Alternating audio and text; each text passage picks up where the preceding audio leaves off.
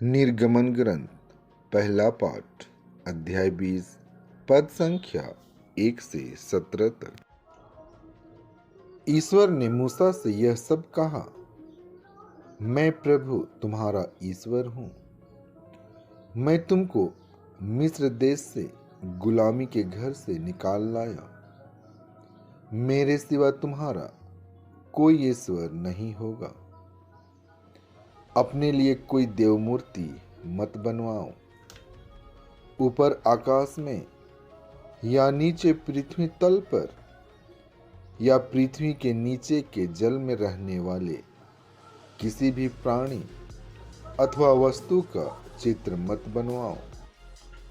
उन मूर्तियों को दंडवत कर उनकी पूजा मत करो, क्योंकि मैं प्रभु तुम्हारा ईश्वर ऐसी बातें सहन नहीं करता जो मुझसे बैर करते हैं। मैं तीसरी और चौथी पीढ़ी तक उनकी संतति को उनके अपराधों का दंड देता हूँ। जो मुझे प्यार करते हैं और मेरी आज्ञाओं का पालन करते हैं, मैं 1000 पीढ़ियों तक उन पर दया करता हूँ।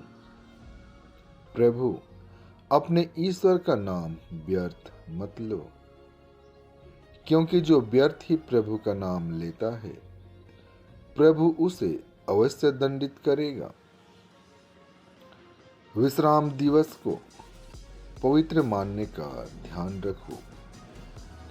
तुम 6 दिनों तक परिश्रम करते रहो और अपना सब काम करो, परंतु 7वां दिन तुम्हारे प्रभु ईश्वर के आदर में विश्राम का दिन है।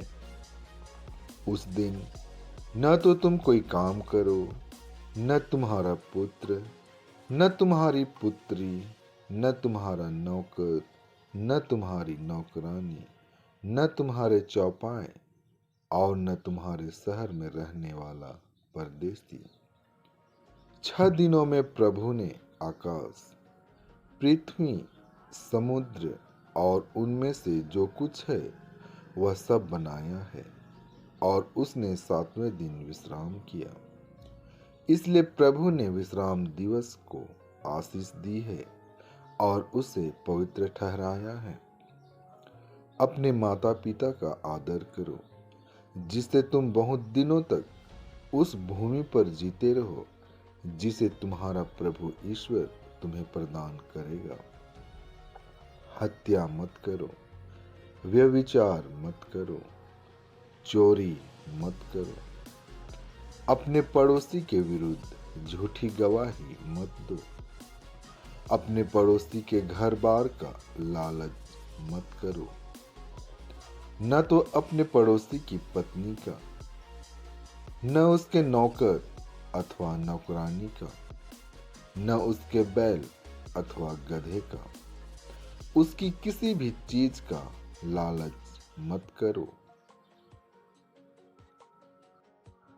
कुरिन्थियों के नाम संत पौलुस का पहला पत्र अध्याय 1 पद संख्या 22 से 25 तक।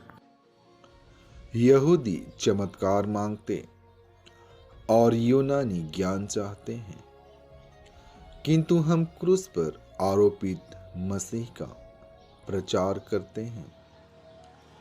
यह यहूदियों के विश्वास में बाधा है और गैर यहूदी के लिए मूर्खता, किंतु मसीह चुने हुए लोगों के लिए, चाहे वे यहूदी हो या यूनानी, ईश्वर का सामर्थ्य और ईश्वर की प्रज्ञा है। क्योंकि ईश्वर की मूर्खता मनुष्यों से अधिक विवेकपूर्ण और ईश्वर की दुर्बलता मनुष्यों से अधिक शक्तिशाली है। संत योहन आज का पवित्र सुसमाचार अध्याय 2 पद संख्या 13 से 25 तक। यहूदियों का पास्का पर्व निकट आने पर ईसा यरूशलेम गए। उन्होंने मंदिर में बैल, भेड़ें और कबूतर बेचने वाले को तथा अपनी मेजों के सामने बैठे हुए सराफों को देखा। उन्होंने रस्सियों का कोड़ा बनाकर भेड़ों और बैलों सहित सबको मंदिर से बाहर निकाल दिया।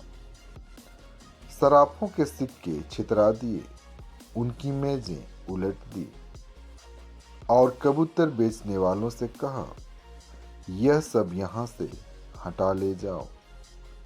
मेरे पिता के घर को बाजार मत बनाओ। उनके शिष्यों को धर्म ग्रंथ का यह कथन याद आया, तेरे घर का उत्साह तुझे खा जाएगा। यहूदियों ने ईसा से कहा, आप हमें कौन सा चमत्कार दिखा सकते हैं जिससे हम यह जानें कि आपको ऐसा करने का अधिकार है। ईसा ने उन्हें उत्तर दिया, इस मंदिर को ढा दो और मैं इसे 3 दिनों के अंदर फिर खड़ा कर दूंगा। इस पर यहूदियों ने कहा, इस मंदिर के निर्माण में 46 वर्ष लगे और आप इसे 3 दिनों के अंदर खड़ा कर देंगे। ईसा तो अपने शरीर के मंदिर के विषय में कह रहे थे। जब वह मृतकों में से जी उठे तो उनके शिष्यों को याद आया कि उन्होंने यह कहा था, इसलिए उन्होंने धर्मग्रंथ और ईसा के इस कथन पर विश्वास किया। जब ईसा पास्का पर्व के दिनों में यरूशलेम में थे तो बहुत से लोगों ने उनके किए हुए चमत्कार देखकर उनके नाम में विश्वास किया, परंतु ईसा को उन पर कोई विश्वास नहीं था क्योंकि वे सबको जानते थे। इसकी जरूरत नहीं थी कि कोई उन्हें मनुष्य के विषय में बताए, वे तो स्वयं मनुष्य का स्वभाव जानते थे। आमीन।